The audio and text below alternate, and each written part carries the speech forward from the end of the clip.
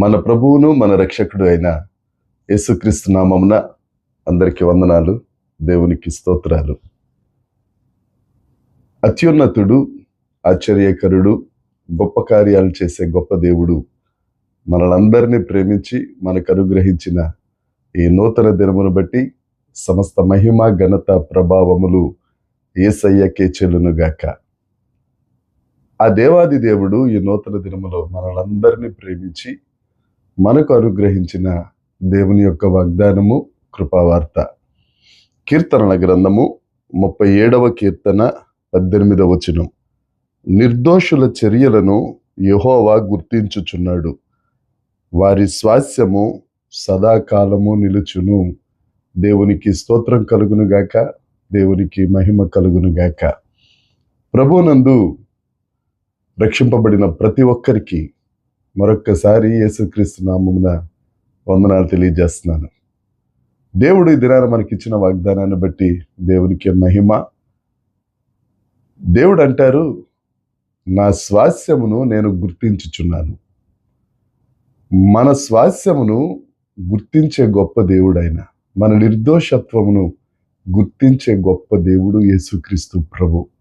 చాలామంది అనుకుంటారు, దేవుడు నన్ను మర్చిపోయాడేమో, నేను అందరి చేత నేను చెయ్యని తప్పుకు నిందల పాలైపోతున్నాను, నేను చెయ్యని నేరానికి నేను గురైపోతున్నాను, అందరి చేత మాట్లాడాల్సి వస్తుంది, దేవుడు నా నిర్దోషత్వాన్ని పట్టించుకుంటలేదేమో అని రకరకాలుగా ఆలోచించుకుంటారు. దేవుని యందు ప్రియమైన వారలారా, దేవుడు నీతోనే మాట్లాడుతున్నాడు. ఆయన నీ నిర్దోషత్వమును గుర్తించి ఉన్నాడు. తప్పక నీకు గొప్ప పేరును, మంచి ఖ్యాతిని ఆయన నీకు అనుగ్రహిస్తారు. యోసేపు గురించి మనందరికీ తెలుసు కదా. పోతిఫరు ఇంట్లో యోసేపు ఉన్నప్పుడు పోతిఫరు భార్య పాపానికి ప్రేరేపించింది, చాలా విసిగించింది యోసేపును. ఆఖరికి తన వస్త్రాన్ని విడిచి బయటికి పారిపోయాడని అందరి ముందు తన పాపాన్ని కప్పిపుచ్చుకుని యోసేపు మీద నేరాన్ని మోపింది. పాపానికి ప్రేరేపించిన ఆవిడ సంతోషంగా ఉంది, పాపానికి ప్రేరేపించిన ఆవిడ శిక్షను తప్పించుకుంది. ఏ పాపము చేయని నిర్దోషి అయిన యోసేపు చెరసాల పాలైపోయాడు. కానీ దైవజనాంగమా, ఒక్క మాట, పోతిఫరు భార్య మరి చరిత్ర లేకుండా పోయింది. యోసేపుకు అక్కడి నుంచే చరిత్ర ప్రారంభమైంది. నువ్వు ఎక్కడైతే నీ నిర్దోషత్వం పోయింది, నేను నిందల పాలైపోతున్నాను, నన్ను రకరకాలుగా ఆడుకుంటున్నారు, నా పరువు పోయింది, నేను ఈ పని చెయ్యలేదు అని వాపోతున్నావో, నీ ఆశీర్వాదానికి తొలిమెట్టు అదే. దేవుడు నీతోనే మాట్లాడుతున్నాడు. నీ నిర్దోషత్వాన్ని దేవుడే గుర్తించాడు. ఆ తరువాత ఫరో ఇంటికి తండ్రి అయ్యాడు యోసేపు. అదే దేవుడు నిన్ను అత్యధికంగా ఆశీర్వదిస్తారు. అంతేకాదు, వారి స్వాస్యము నిత్యము నిలుచును. పోతిఫరు భార్య ఏమైపోయిందో తెలియదు కానీ నిర్దోషత్వాన్ని కాపాడుకున్న యోసేపు నిత్యము నిలబడ్డాడు.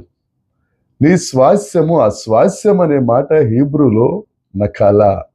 నకాలా అంటే నీ యొక్క ఆస్తి, నీ యొక్క పేరు ప్రఖ్యాతులు, నీ దీవెన, నీ ఆశీర్వాదం నిత్యము నిలుస్తాయి. చాలామంది పోగొట్టుకున్న ఆస్తిని మరలా తిరిగి తెచ్చుకోలేరు. నిందల పాలైన వారు వారి యొక్క భాగ్యాన్ని మరలా తిరిగి పొందుకోలేరు. కానీ నీ నిర్దోషత్వాన్ని గుర్తించిన దేవుడు ఉన్నాడే, నీ స్వాస్యము, నీ నకాల, నీ ఆశీర్వాదం, నీ పేరు ప్రఖ్యాతులు నిత్యము నిలిచేటట్లుగా చేస్తాడు. ఆయన నీ ప్రార్థనను గుర్తించాడు, ఆయన నీ సహనాన్ని గుర్తించాడు, ఆయన నీ ఓర్పును గుర్తించాడు, ఆయన నీ మంచితనాన్ని గుర్తించాడు. అంతేకాదు, దానికి తగ్గట్టుగా నిన్ను ఆశీర్వదించి అనేకులకు ఆశీర్వాదకరంగా నిన్ను చేశాడు. నువ్వు వారి దగ్గర ప్రార్థన చేస్తే నీ స్వాస్యం, నీ ప్రార్థన ఫలం అది నిత్యము నిలిచే ఉంటుంది. నువ్వు సంపాదించుకున్నది నీ పిల్లల పిల్లల వరకు నిలిచే ఉంటుంది. దేవుడు నీ నిర్దోషత్వాన్ని గుర్తించాడమ్మా. దేవుడు నీ నిర్దోషత్వాన్ని గుర్తించాడన్నా. ఎందుకు భయపడ్డావు? ఎందుకు నువ్వు అనవసరంగా దిగులు చెందటం? దేవుడు చెప్తున్నాడు కదా, నేను నిర్దోషత్వాన్ని గుర్తించాను. నీ స్వాస్యం నిత్యము నిలుస్తుంది. ధైర్యంగా ఉండు. ఈ దినమంతట్లో ఈ వాగ్దానాన్ని స్వతంత్రించుకో. దేవుని నామాన్ని మహిమపరచు. దేవుడు నిన్ను దీవించునుగాక. ఆమేన్. ప్రార్థన చేసుకుందాం. పరలోకమందున్న మా తండ్రి, పరిశుద్ధుడా, కృపగలిగిన దేవుడా, నీకు స్తోత్రాలు ప్రభువా. దేవ, అనవసరంగా నిందల పాలైన, అనవసరంగా తండ్రి బాధపడుతున్న, దిగులు పడుతున్న వీరందరినీ ఒక్కసారి కరుణించు ప్రభువా. వారి నిర్దోషత్వాన్ని నువ్వు గుర్తించి వారి స్వాస్యము యేసు నామమున నిత్యము నిలుచునుగాక. ఈ వాగ్దానము వారు స్వతంత్రించుకొని నిన్ను మహిమపరచుదురుగాక. సమస్త మహిమ, ఘనత, ప్రభావములు మీరే పొందుకొనమని యేసుక్రీస్తు నామమున ప్రార్థించి అడిగి వేడుకొనుచున్నాము తండ్రి. ఆమేన్. దేవుని కృప మనందరికీ తోడై ఉండునుగాక. ఆమేన్, ఆమేన్, ఆమేన్.